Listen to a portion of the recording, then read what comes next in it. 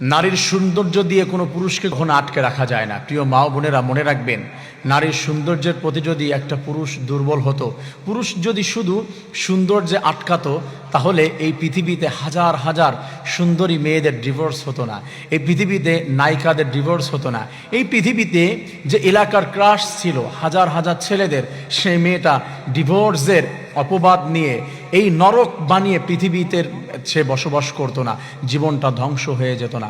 একটা পুরুষ আটকায় হচ্ছে ভালোবাসায়। সৌন্দর্য তো অনেক মেয়েদের পাওয়া যায়, একটা পুরুষ শুধু নারীর সৌন্দর্য তার দেহের পাগল হয় না, কারণ দেহ তো 500 টাকায় কিনতে পাওয়া যায়।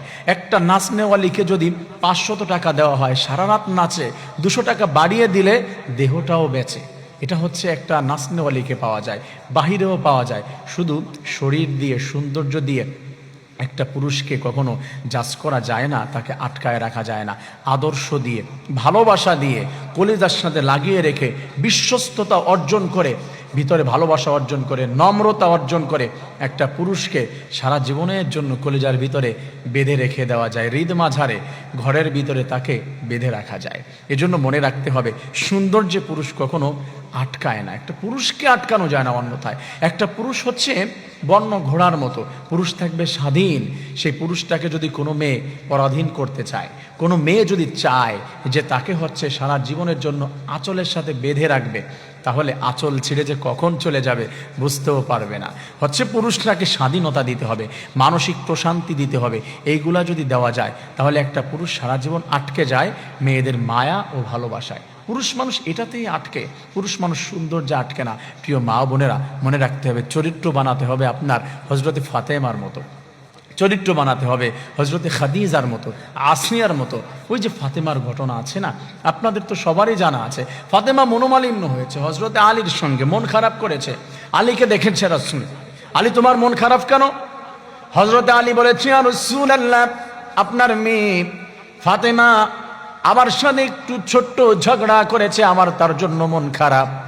রাসূল ফাতেমার কাছে এসে জিজ্ঞাসা করলেন, ফাতেমা, আলীর মন খারাপ দেখলাম কেন? বলেছে, একটু কথা হয়েছে খুনসুটি, ওই খুনসুটিতে তো তার মন খারাপ হওয়ার কথা না।